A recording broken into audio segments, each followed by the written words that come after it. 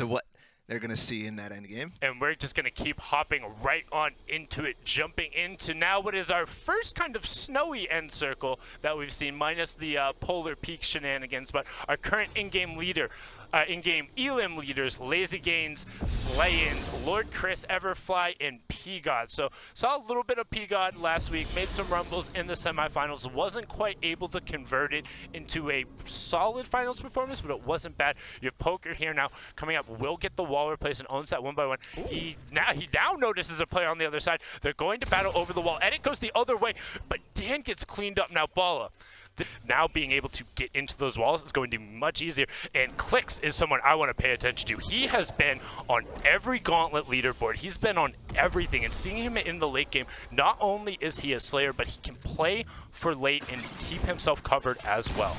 Nice play there as Chris actually takes out Kishin.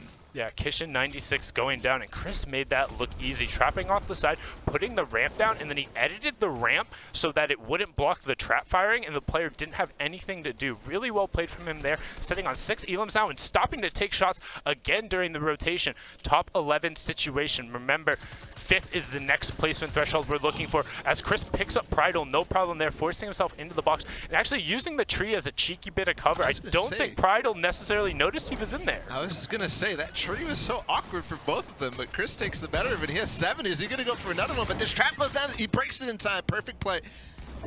The player, P-God, went on top and kind of disengaged, so Chris knew he had the time to break the trap instead of trying to focus on shooting P-God, but he's going to continue. He's going to redeploy off, and that's the opportunity for P-God to take some shots, but no, there's a quick redeploy. Right, yeah, and Chris gets right to the tree in the environment. Does take a nice little 35 tick there for place that in this close quarter combat. And what a quick drop down. Great awareness there. Heard Oskill07 directly below him, and Chris, edit, pump, no problem. 8 elims, looking to find one more so he can last into that top 5, and then all he has to worry about is the victory royale if he wants placements. But he's been hunted, Bala. He is hunting, and he's hunting for a good position right now. As you can see, he stopped a little bit when it went towards the altitude that he needs to stay above here and walk. Going to look to kind of take an engagement because he's so low on health. He just wants to keep rotating, but Chris is desperately trying to take this high ground away from P-God. P-God forcing him off right there, utilizing not only sticks, you have a redeploy. Yes. Yeah, good. Waiting until the last second so he's not stuck out in the air, but now he needs to cover himself. His click still below him. That's the question I have. As he did fight P-God a lot for high ground. Now P-God's going to have to come down. He's actually looking up, making sure there's nobody in the rift, and he actually takes a nice shot on the clicks. Takes him down really low, and now he's going to force him to campfire. It's going to get the double edit, though. What a play there from P-God. I was going to talk about the pyramid usage that he has as he fought Lord Chris, but Lord Chris is going to get in his box. Oh, no! What? P-God! What a shot from me? the hip, the 116. So the incredible double edit to then get the shot. You're talking about how he coned and then instantly had to replace underneath with the edit. That was really well played. Oh, God, I don't even. Just, you needed that, and the victory I was going to feel so good on top of those elims. A nice little 17, 18-point game from him there. But as we swap on over, our current game elim leaders, we have Yo Legit, Louis Vanomaly, Matri, Skip, and Zeddy. Just kind of wants to play safe here. I'm not sure you necessarily want to aggress in this situation. It's kind of awkward because as the storm is moving in, there's so many other players who are so close to you. But great, now in a tough situation as Zuhair puts a snipe through that wall, or no snipe, excuse me, ends up breaking it with the suppressed AR, and he's just trying to pin that other player, and unfortunately Grape is going to go down. Nice. That's honestly like a textbook definition of gatekeeping. Player is pinned against the storm, has to, well, didn't have to rotate forward, originally had to, but Zuhair in the zone keeps him out, no problem.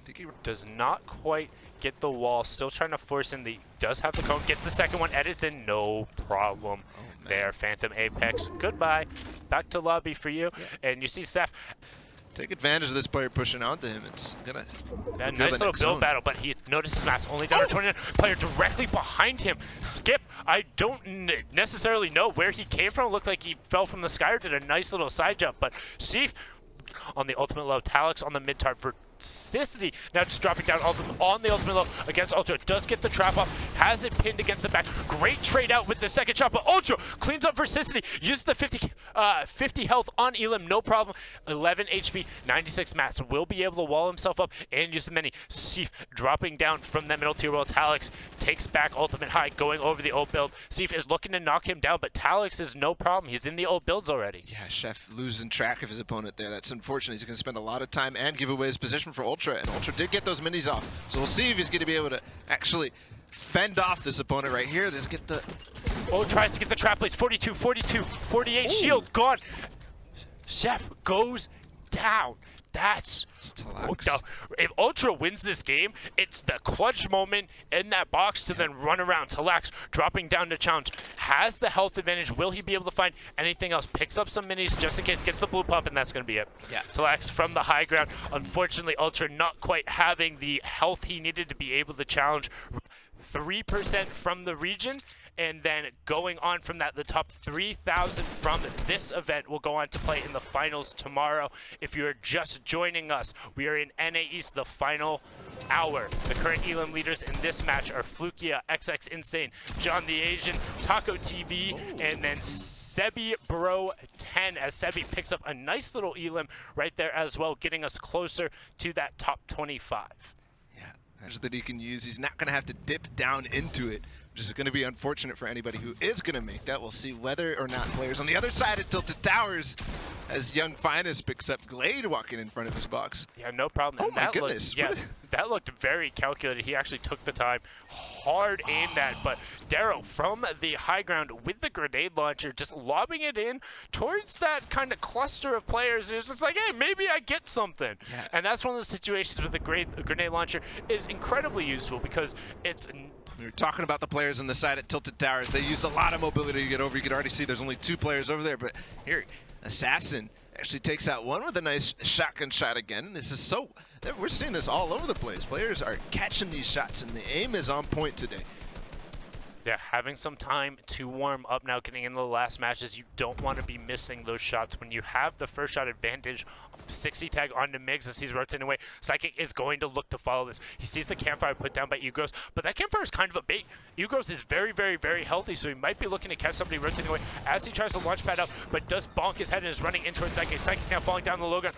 The RPG goes off, and Merc unfortunately eliminates himself right there. The 118 damage being too much from Psychic. Getting shot from the low ground, still trying to tarp up. Looked to try and peek with the heavy, but was not able to find it. Just working his way into the zone. Great cover on his back to make sure he doesn't take a shot there. Player edits a door right back, but does not open it. Psychic covers himself, no problem. That was so close, actually closing that edit right as the RPG came through, because that could have damaged him significantly. But the zone's going to go back now. Psychic is looking for it. He's going to go back through his old builds, but guess who has the biggest advantage from that? Hinzi up on high ground. The entire tarp he's going to be able to use and just come right back. Yeah, and he has a great advantage in terms of survival, but once these players realize it, as Psychic is doing, they're just going to drop down and use their old previous rotations. So he's not going to have a lot of options to go for eliminations, which a lot of these points come from, as you see the format up there. Each elimination is 1 point. We've already reached the top 25 and top 15 thresholds, so everyone has already received 5 placement points.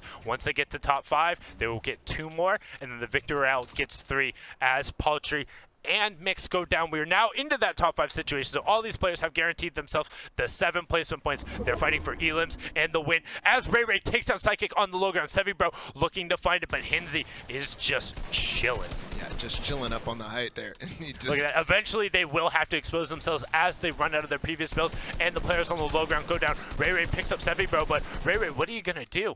Where is your rotation here? Hinzi knows his time is coming. He is looking to find it. Ray Ray is pinned in the box. He has the HP lead, but Ray Ray equalizes it right back with a fantastic pump shot. 95 now to 110. Oh my lord! Ray Ray equalized it back, dropping down, but did not quite connect. And the blue pump of Hinzi comes out and is able, that was a quick little back and forth, a number of shotgun shots there. But Hinzi, I know I would definitely, I'd be tied in to the last 45 minutes or so where players are able to queue.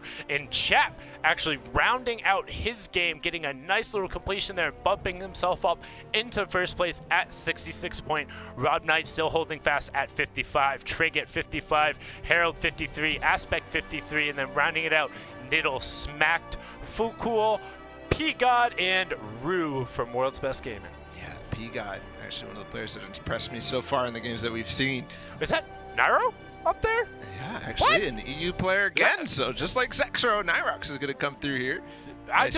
Typically we don't see a lot of, particularly after EU has already played their whole window, we don't see a lot of them want to, like, a lot of players opt to play on other regions as like a warm-up, but Nairo comes